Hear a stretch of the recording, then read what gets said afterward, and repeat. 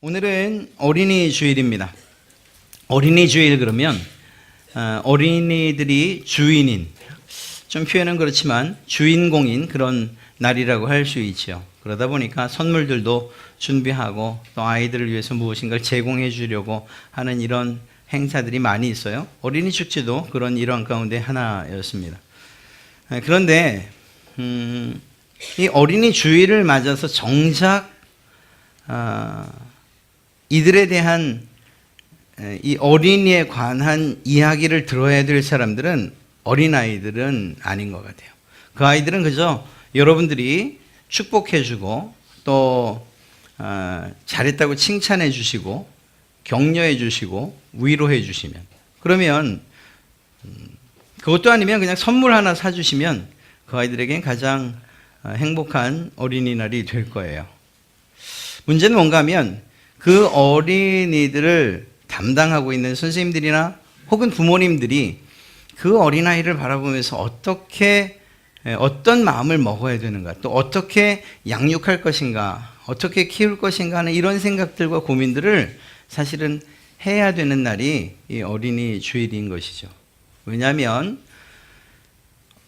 오늘 하루 즐겁게 보내는 것으로 끝나는 인생, 그 아이의 인생이 오늘 하루의 즐거움으로 끝나는 것이 아니기 때문에 오히려 우리들보다 더 많은 시간들을 살아야 하고, 그 가운데에서 적어도 세상에서 필요하고 그리고 인정받는, 무엇보다 하나님께서 기뻐하시는 그런 자녀로 자라가야 되기 때문에 결국 그 책임은 누구에게 있는가? 부모에게 있다는 것을, 또 선생님들에게 있다는 것을 말씀드리지 않을 수가 없어요. 그래서 매번 어린이 주일은 어린아이에겐 축복을, 부모님들에겐 잔소리를, 이런 구도로 진행이 되는 것 같아요.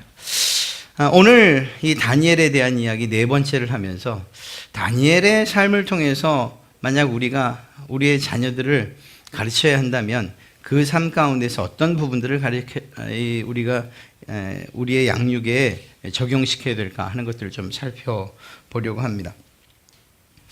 우리 아이들도 여러분들이 지금 하나님 앞에 쓰임받는 것처럼, 또 하나님의 일에 여러분들이 헌신되어지는 것처럼 여러분의 자녀들도 그렇게 되어야 되지 않겠습니까? 그리고 더 마음속에 불타는 그런 소원은, 내가 지금 신앙하는 것보다 우리의 자녀들이 더 열심을 다해서 신앙했으면 좋겠다.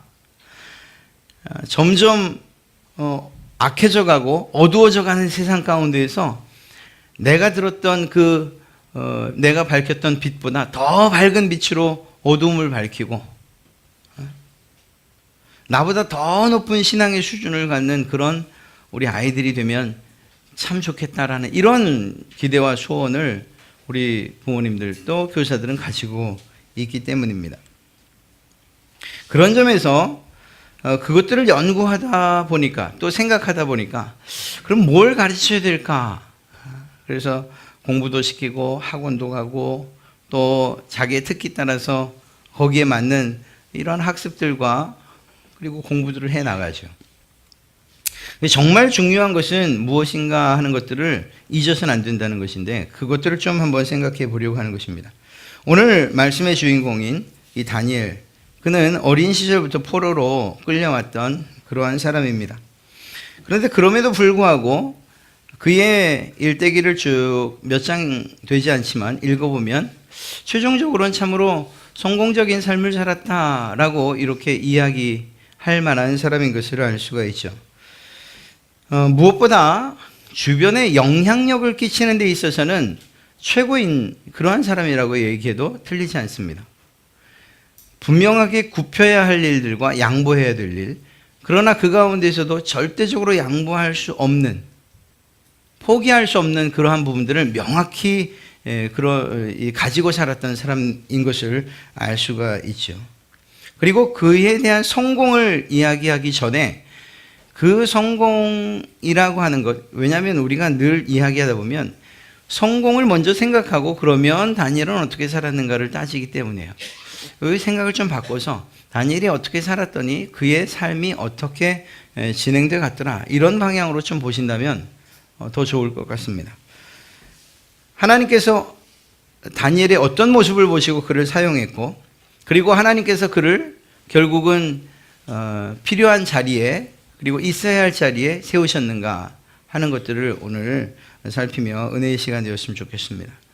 먼저는 첫째 3절 말씀을 보면 이렇게 기록하고 있죠. 다니엘은 마음이 민첩하여 총리들과 고관들 위에 뛰어남으로 왕이 그를 세워 전국을 다스리게 하고자 한지라. 여기서 이 민첩하다는 것은 문자적인 의미만 가지고 본다면 이런 의미를 가지고 있습니다. 그의 안에, 다니엘의 안에 탁월한 영혼이 있었다라는 그런 의미입니다. 즉 다시 말해서 이 다니엘의 마음에 있는 이 민첩함, 다니엘을 특징 짓는 이 민첩함이라는 이것은 하나님께로부터 기원된 것이라는 것입니다.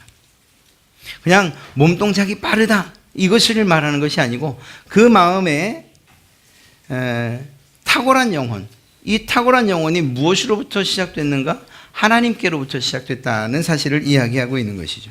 이걸 좀 바꿔 이야기하면 어려서부터 하나님을 향한 사랑과 그리고 하나님에 대한 믿음을 소유했다라는 거예요. 지금 오늘날 여러분과 저의 이야기라면 그 안에 성령 하나님께서 역사하셨다 이렇게 이야기해도 틀리지 않습니다. 하나님의 그러한 말씀과 성령, 우리 이 다니엘의 속에서 역사하는 하나님의 영, 성령님의 음성에 귀 기울일 수 있는 사람이 바로 다니엘이었다는 것이죠. 그의 삶의 전체는 하나님과 동행한 삶인 것을 알 수가 있습니다. 그렇기 때문에 우리는 지금 성공을 이야기하지만 그의 삶 가운데 있었던 몇 번의 위기들, 그 위기 가운데서도 성공과는 상관없는 길을 선택했던 것을 알 수가 있어요. 어릴 때에 먹는 것을 가지고서 왕의 신하들이 그에게 요구할 때에 그때에도 거절할 수 있었던 것. 사실 그것은 왕궁에서 쫓겨날 수 있는 일이고 그리고 더 이상 그곳에 머무를 수 없는 그러한 이유가 되기도 했을 것입니다. 그러나 그것을 두려워하지 않았다는 사실이에요. 더 중요한 것은 그 안에 있는 성령 하나님의 뜻대로 그분의 말씀에 순종해서 그가 살고자 결정했기 때문이죠. 오늘도 마찬가지입니다. 그가 성공지향적인 사람, 오직 그것만을 목표로 한 사람이었다면 그는 절하는 게 마땅한 거예요. 왜냐하면 그것을 가지고서 책 잡힐 일이 아니지 않습니까? 지금 방백들 120명 가운데 3명, 그리고 그 단어의 의미로 보면 그 가운데서 으뜸인 사람이 다니엘이었는데, 그렇게 본다면 결국 그는 세상이 말하는 성공, 출세, 그리고 정말 장수를 누리는 것, 이것과는 상관없이 안에 있는 하나님의 뜻에 순종해서 살았던 사람이에요. 만약에 여기에서 하나님께서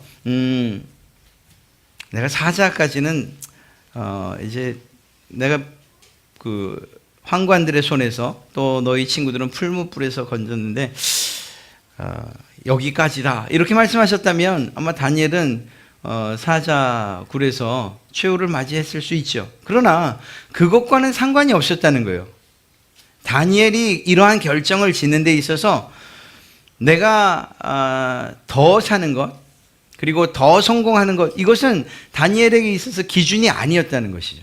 그 안에 있는 성령 하나님, 그 하나님의 뜻과 그 하나님을 사랑하는 마음을 가지고서 그가 무엇을 해야 되는가 기준을 삼았다는 거예요. 바로 이 부분이 오늘 어떤 단어로 표현되고 있는가? 바로 민첩하여, 마음이 민첩하여 라고 표현되어 있는 것입니다. 80세에 가까운 고령에도 불구하고 하나님의 선지자로 사용되었어요. 끝까지. 또 다니엘은 제국 세 번의 제국이 변경됩니다. 그래서 바벨론, 그리고 메데, 그리고 페르시아, 이 세 번의 이 과도기 안에서도 여전히 자기의 지위를 유지해 갔던 특별한 사람인 것을 알 수가 있어요. 보통 정권이 바뀌면은 이 모든 물갈이가 되잖아요. 그런데 그런 것과 상관없이 세 번의 위대한 제국에서 정말 고관의 자리에 앉아서 총리의 자리에 앉아서 그 모든 정사를 돌봤던 그러한 사람인 것을 알 수가 있습니다. 이것은 왕에게 그만큼의 신임을 받았다는 거죠. 자, 이러한 일들, 하나님께도 쓰임받고 세상에서도 쓰임받는 이 일이 무엇 때문에 이렇게 가능했는가? 바로 하나님께서 다니엘의 안에 역사하시고, 즉 성령님께서 말씀하시는 그 말씀에 귀 기울여 살았던 것 때문이다, 이렇게 말할 수가 있는 것입니다. 기후 같아 다시 한번 말씀드리지만, 다니엘이 총리가 되는 것, 그리고 그 자리에 연연해서 그것을 목표로 살지 않았다는 것을 꼭 기억하셔야 돼요. 그의 삶이 어느 순간에 끝쳐졌다 하더라도, 혹은 어린아이 시절, 혹은 사자굴에서 그의 인생이 마감이 됐다 하더라도 다니엘은 조금도 정말 마음의 꺼리낌이나 후회가 없이 하나님 앞에 설 수 있었던 사람이에요. 그러니까 우리가 생각하는 것처럼 성공을 위해선 이라고 이야기하지 않았던 거예요. 하나님께서 기뻐하시면 이라는 이러한 기준을 가지고 살았던 사람인 것을 알 수가 있습니다. 여러분, 사람들과 이렇게 비교할 수 없었던 그에게 있었던 지혜와 그리고 그 탁월한 능력, 이것은 무엇으로부터 시작된 것인가? 배워서? 아니에요. 배워서 되는 일이 아니죠. 경험적으로? 그것도 아닙니다. 그가 무엇인가를 하려고 노력했던 결과가 아니고, 어려서부터 그의 마음속에 모시기 원했던 바로 그 성령님, 하나님의 영과 함께 살았던 결과라는 것을 오늘 우리는 알 수가 있습니다. 어려서도 성령에 충만했고 나이가 들어서도 성령에 충만했던 사람, 바로 다니엘이라고 이야기할 수 있는 겁니다. 그렇기 때문에 그는 사람에게뿐만 아니라 하나님에게도 인정받을 수 있었던 것이죠. 다니엘서 2장을 보면 느부갓네살 왕이 꿈을 꿉니다. 그런데 그 꿈이 정말 이상하죠. 자기도 무슨 꿈을 꿨는지 기억을 못해요. 그러니까 자기 그 나라의 술사들, 마법사들 다 불러서 내가 지금 무슨 꿈을 꿨느냐, 그것을 말하고 그 다음에 그 꿈에 대해서 해몽을 해라, 이렇게 말하죠. 이들이 뭐라고 말합니까? 왕이시여, 어떤 꿈을 꿨는지만 말씀해 주시면 저희가 해몽하겠습니다. 내가 그 꿈이 무엇인지 모르니까 그걸 알려달라고 하는 것 아니냐. 이 일이 있을 때 결국 느부갓네살은 아무 대답하지 못하는 그러한 술사들과 그리고 그 소위 요즘 말로 하면 무속인들, 그런 자들에 대한 이 화가 머리끝까지 오릅니다. 그래서 모두 다 죽이겠다, 이렇게 이야기를 하죠. 그런데 이런 상황 가운데에서 다니엘이 나섭니다. 그리고 이야기하죠. 내가 기도하겠습니다. 그리고 그 기도와 더불어 하나님께서 알려주시는 그 해답을 느부갓네살에게 제시를 합니다. 왕의 물으신 바 은밀한 것은 박사나 술객이나 점쟁이가 왕께 보일 수 없습니다. 그런 내용이 아닙니다. 오직 은밀한 것을, 당신이 본 그 알지 못하는 그 꿈을 알게 하실 그분은 하늘에 계신 하나님이십니다. 이렇게 이야기합니다. 그리고 그 꿈까지도 해석을 해 주죠. 중요한 것은 우리의 자녀들에게, 여러분들도 마찬가지지만 여러분의 자녀나 부모된 여러분의 마음에, 그리고 우리 삶에 하나님께서 동행하시는가, 그렇지 않은가요? 그리스도인의 가장 큰 특징이 무엇이냐 하면 성령의 내주하심입니다. 예수님께서 승천하시고 그리고 그렇게 약속해 주셨기 때문에 내가 하늘로 올라가면 너희에게 보혜사 성령을 보내주겠다라고 하시고, 그 성령이 너희들에게 내가 무슨 말을 했는지, 내가 너희의 구원을 어떻게 이루어가는지를 잘 알게 해줄 것이다, 깨닫게 해줄 것이다 라고 성령님을 보내시는 이유까지도 말씀해 주셨습니다. 그리고 실제적으로 그것이 마가의 다락방에서는 모양으로 나타났죠. 120명이나 되는 사람들에게 불꽃이 마치 불꽃이 갈라지는 그러한 형상으로 모든 사람들에게 성령이 임했던, 그래서 가시적으로 성령의 임재 사건을 기록하고 있습니다. 이 말은 무슨 말인가 하면 그 뒤에 예수님을 믿는 모든 사람들, 여러분들과 저를 포함해서 말입니다. 우리 안에 성령님께서 임재하시고 그 성령님과 함께 동행하는 그것이 그리스도인의 삶의 모습이라 하는 것을 나타내 주시고 계신 거예요. 그리고 그렇게 살 때에 우리는 어떻게 살 수 있는가? 다니엘을 보면 알 수 있고요. 요셉을 보면 알 수 있고요. 성경에 나타난 위대한 인물들, 하나님과 동행했던 사람들의 삶을 보면 우리의 삶이 어떻게 사라져야 되는지, 그리고 그 결과가 어떨지에 대해서 우리는 알 수 있는 거예요.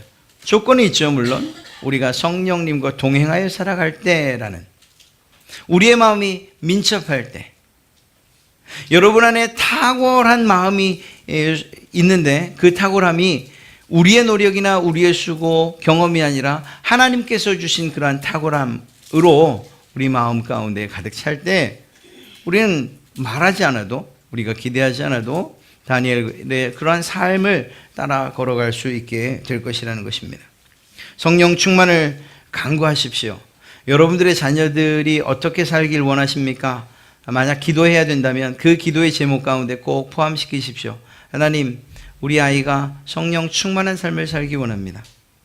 하나님의 영이 우리 아이의 마음 가운데 가득 차게 해주십시오. 그래서 어떤 일들을 할 때에, 어떤 결정들을 할 때에 어떻게 하면 성공하는지, 어떻게 하면 1등이 되는지가 아니라 하나님께서 기뻐하시는지 아닌지, 그것들이 기준이 될 수 있도록 주님 도와주십시오. 이것이 우리 그리스도인들의 기도 제목이 되어야 되는 거예요.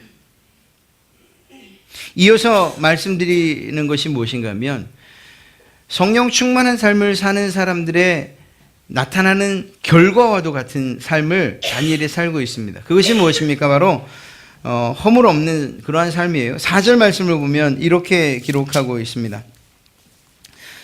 이에 총리들과 고관들이 국사에 대하여 다니엘을 고발할 근거를 찾고자 하였으나 아무 근거, 아무 허물도 찾지 못하였으니 그가 충성되어 아무 그릇됨도 없고 아무 허물도 없음이었더라. 다니엘에게서 아무 그릇됨도 아무 허물도 찾을 수 없다고 이야기하고 있어요. 여러분, 흔들어 털면 먼지 안 나는 게 어디 있습니까? 그런 사람이 있습니까? 없지요. 그럼에도 불구하고 어느 정도의 과장이라고 생각한다 하더라도 그에게서 찾을 수 없는 그것이 허물과 그릇됨이었다라는 거예요. 어쩌면 이러한 올바른, 정말 바른 삶 때문에 그가 그러한 격변기에서도 총리의 자리에 신임 받아 그 일을 수행할 수 있었던 건 아니겠는가. 그렇습니다. 다니엘에게는 하나님께서 주시는 그러한 지혜가 있었고 하나님이 동행하시는 그러한 증거들이 나타났어요. 그런데 그 증거에 대해서 누구나 알 수 있는 확실한 증거가 무엇이었는가 하면 그의 삶이었다는 것입니다. 말의 실수도 없었다는 것이고, 우리가 늘 그냥 들어오는 그런 스캔들도 없었다는 것이고, 허물도 없고 그릇됨도 없었다는 거예요.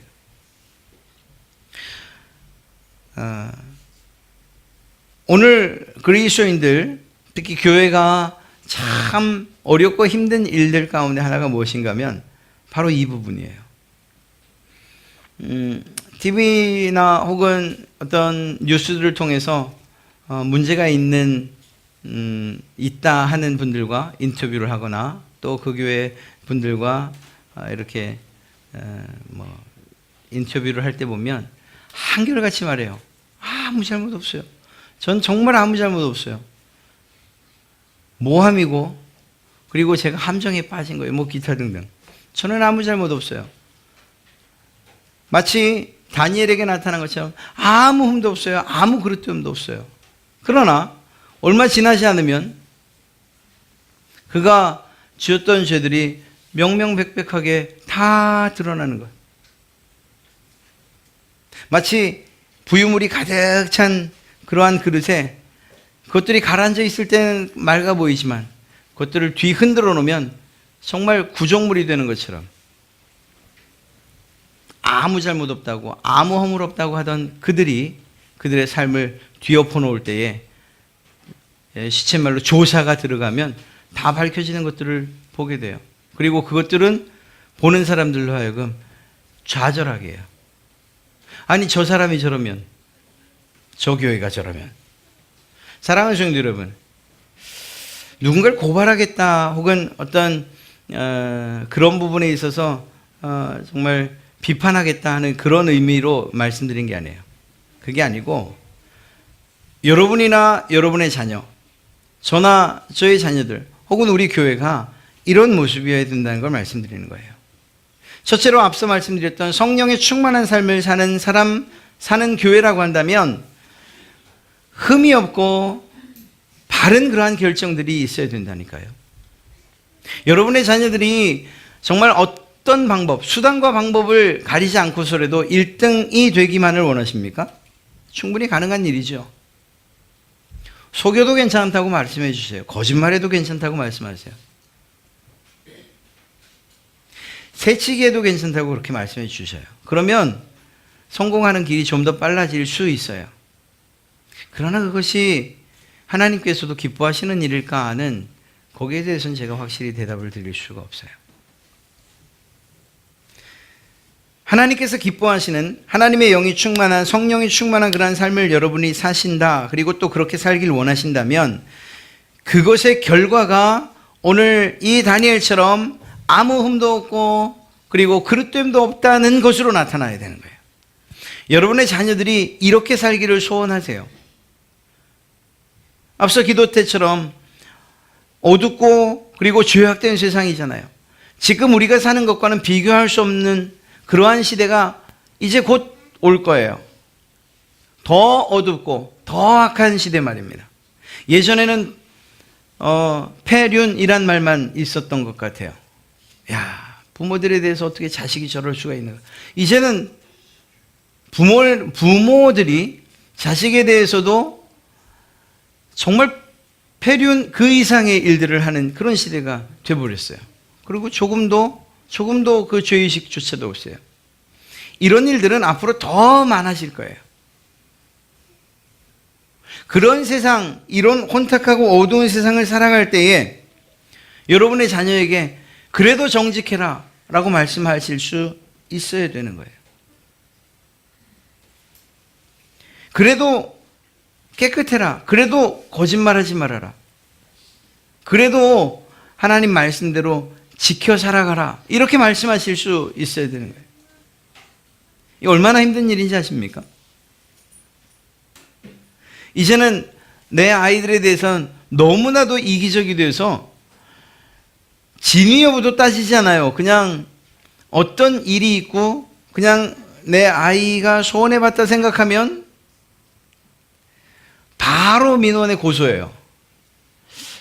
여러분, 이렇게 안 하면 바보스러워 보이지만 그래도 정말 하나님이 이걸 기뻐하실까 하는 정도 한번 생각해 보세요.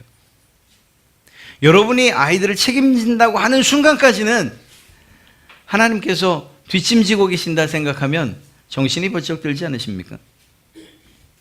하나님의 손에 맡기세요. 여러분의 자녀들을 말입니다. 제가 늘 말씀드리잖아요. 어릴 때 기억이지만 막내가 얼마나 빠르게 움직이는지 3살이었나요? 제가 신대원을 다닐 때니까요. 2006년, 7, 8년, 2007, 8년 됐겠군요. 3살. 학교 마치고 집에 오는데 지금 이군내 고기상 고기를 이제 마중을 나온 거예요. 근데 엄마가 이 아이 손을 놓쳤네. 거기서 얼마나 빠르게 가는지 몰라요. 그냥 도로로 그냥 바로 들어간 거예요. 차가 신호에 걸려 있었으니까 지금 살아있겠죠. 만약 그렇지 않았다면 어떻게 됐을지 몰라요.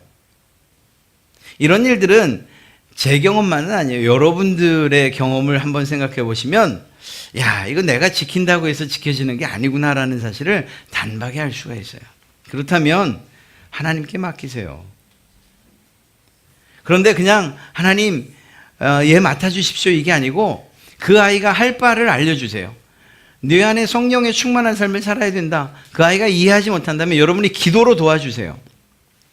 또 한 가지는 성령의 충만한 삶을 살기 위해서 세상에서 손해봐야 될 것들에 대해서도 가르쳐 주셔야 돼요. 거짓말하지 말라고 가르쳐 주셔야 되고요. 욕하지 말라고 가르쳐 주셔야 되고요. 속이지 말라고 가르쳐 주셔야 되고요. 그래서 이 다니엘을 통해서 알 수 있는 정직하고 그리고 의로운 그리고 조금 더 하나님 편에서 말하면 거룩한 삶을 살 수 있도록 계속 여러분들이 자녀들에게 가르치고 또한 푸시해 줘야 돼요. 알려줘야 돼요. 그래서 하나님의 말씀에 비추어서 아니라는 것, 아닌 일은 아니라고도 이야기해 주셔야 되는 거예요.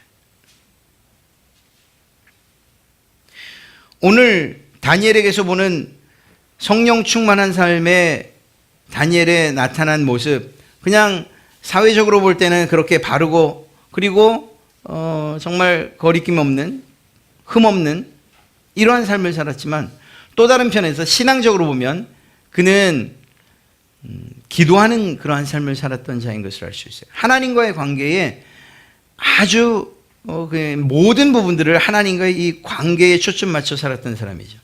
오늘 이 다니엘이 살 수 있는 방법이 무엇이었습니까? 30일 동안만 기도하지 않으면 되는 거예요. 혹시 이 자리에 잡혀갔어도 아유 왕이시여 내가 몰랐습니다. 제가 내일부터 기도하지 않겠습니다. 그러면 사자굴에 던져지는 일은 없었을 거예요. 더더군다나 이러한 조서를 꾸몄다는 것을 알았지 않습니까? 그렇다면 그냥 조금만 참았으면 됐어요. 30일 동안만. 이 사람들이 오죽 책 잡을 게 없으면 기도하는 걸로 책을 잡았을까요? 그러나 그 사실을 다니엘은 알았음에도 불구하고 이것만큼은 포기할 수 없었던 거예요. 어쩌면 제가 여러분들과 여러분의 자녀에게 드리고 싶은 말씀이 바로 이거예요. 세상의 모든 것들을 다 포기해도 포기할 수 없는 것이 있다면 그것은 하나님과의 관계입니다. 다니엘에게 있어서는 이 기도만큼은 포기할 수 없었던 거죠. 여러분들이 내가 다른 건 다 잃어버려도 다 포기해도 이것만큼은 포기할 수 없다라고 하는 것 있으십니까? 그것이 하나님과의 관계 가운데 있는 신앙의 삶 그리고 또 신앙의 어떤 습관들이기를 정말 주님의 이름으로 축복드립니다. 기도만큼은 포기할 수 없어요. 예배만큼은 포기할 수 없어요. 내가 찬송하는 것 이것만큼은 포기할 수 없어요. 여러분들이 여러분 안에 성령의 충만한 이 사실들을 신앙적으로 증명해낼 수 있는 그 어떤 것이 있다면 그것만큼은 포기하지 않으셔야 된다는 겁니다. 다니엘이 이렇게 이러한 이야기를 들었음에도 불구하고 기도할 수 있었던 것, 그건 그의 의지를 나타내는 말이기도 해요. 그러나 좀 다르게 표현하면 이미 기도가 습관이 되어 있었던 거예요. 누가 그러죠? 야, 이거 다리 좀 그만 좀 떨어. 그 사람은 자기가 다리를 떨고 있는지도 몰라요. 이유가 뭘까요? 이미 습관이 되어 있기 때문이에요. 다니엘은 자기가 기도하는지도 몰랐을지도 몰라요. 이미 기도가 습관이 되어 있어서 하고 있었던 거예요. 창문을 여는 것 이것도, 그리고 무릎을 꿇어 앉는 이것도, 하나님께 기도하는 3번 기도하는 이것조차도 이미 습관이 되어 있어요. 여러분 놀랍게도요, 여러분들이 이렇게 예배에 열심하시고 주의를 지키고 하는 그러한 삶을 살아가시잖아요. 예배 한번 놀러 가서 빠지면 얼마나 마음이 불편한지 알 수가 없어요. 그렇지 않으십니까? 그런데 이게 제가 거기서 벗어날 수 있는 길을 알려드릴게요. 한 번만 더 빠져보세요. 그게 좀 더 미심쩍으면 한 3번까지만 빠져보세요. 스트레이트로. 그러면 그 다음부터 마음이 편안해질 겁니다. 신앙의 습관을 세우는 일들이 쉽지 않아요. 어려워요. 그런데 무너지는 일은 너무너무 쉬워요. 사랑하는 성도 여러분, 여러분들이나 또 특히 여러분들이 사랑하시는 자녀들에게 신앙의 좋은 습관들을 길러주시기 바랍니다. 기도하게 하세요. 예배하게 하시고 찬송하게 하시고, 그래서 그것이 우리 아이들에게는 아무것도 아닌 것처럼, 그냥 당연히 해야 되는 일처럼 여겨질 수 있도록 그렇게 하세요. 여러분, 믿지 않다가 믿는 친구들이 교회 나오는 일들이 얼마나 어려워요. 다른 의미는 아니고요. 그냥 예를 드는 거예요. 11조 하는 일이 정말 힘들어요. 그렇지 않습니까? 그런데 여러분들의 자녀들 가운데 그 훈련을 시키고 있다면 그거 결코 어려운 일들이 아니에요. 그 아이에게는. 이미 어려서부터 용돈을 1,000원 받으면 100원을 세배를 하고 나서 얼마를 받으면 거기 또 10분의 1을 엄마가 따박따박 세금 징수해 가듯이 가져갔거든요. 그거는 당연한 일이에요. 하나님께 드리는 당연한 일로 인식을 시켜주고 그렇게 훈련을 시켰어요. 그리고 그 습관이 됐어요. 그러면 그 아이가 커서 직장을 다녀도 당연히 그런 걸로 알고 있어요.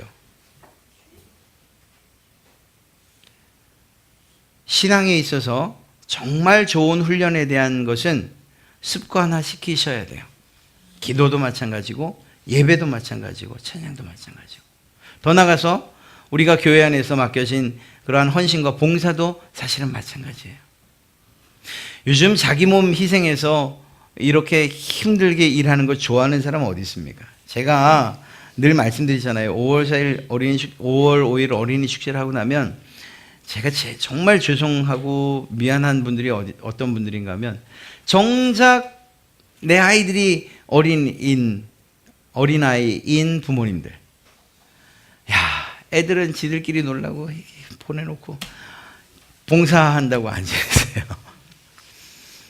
참 죄송해요. 정말 죄송해요. 그런데 저는 죄송하지만 하나님께서는 이 일에 대해서도 꼭 기억하실 겁니다. 그래서 여러분들이 수고하고 또 헌신하고 봉사하는 이 일들을 자녀들이 보고 하나님께 헌신한다는 것, 또 하나님께서 기뻐하시는 일을 한다는 것이 이런 거구나. 그래서 여러분들이 지키는 것보다 더 훌륭하게 지켜주시고 여러분들이 줄 수 있는 것보다 더 많은 것들을 그 자녀들에게 베풀어 주실 줄로 믿습니다. 오늘 말씀 꼭 기억하십시오. 여러분들이 여러분의 자녀를 사랑하신다면, 그리고 그 아이들이 정말 하나님 안에서 성공하기를 원하신다면, 세상의 성공은 제가 솔직히 말씀드리게 보장 못하겠어요. 저희 아이들도 제가 보장 못하는데 여러분 자녀를 어떻게 제가 보장하겠습니까? 그러나 하나님 안에서만큼은 하나님께서 인정하실 만한 그러한 자녀들로 분명히 자랄 것을 저는 확신합니다. 첫째는 기도하십시오. 여러분의 자녀들 안에, 그 마음 안에 민첩함, 하나님께서 주신 탁월한 능력, 탁월한 그러한 영적인 은사, 또 성령님께서 거하시기를 위해서 꼭 하나님 우리 아이 가운데 거해 주십시오. 우리 아이의 주인이 되어 주십시오. 이렇게 기도하세요. 또 한 가지는 잔소리 같지만 바르게 사는 방법, 그리고 또 거짓말하지 않고 욕하지 않고 다른 사람들을 배려하면서 사는 것이 어떤 것인지를 끊임없이 알려주세요. 그러다 보면 속이 터지는 일도 있고 손해보는 것 같은, 그래서 정말 미칠 것 같은 때도 있을 수 있어요. 그러나 그것들을 알지만 그럼에도 불구하고 바르게 그리고 의롭게 살아야 되는 것들을 늘 가르쳐 주세요. 그리고 더 나아가서 무엇보다 중요한 신앙의 올바른 습관들을 여러분의 자녀들에게 시켜주시기 바랍니다. 밥 먹을 때 기도하게 하시고, 예배 시간에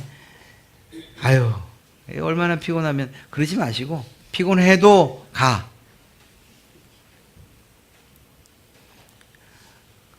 그냥 물 한 바가지 떴다가 안 일어나면 이렇게 한번 붓기도 하시고.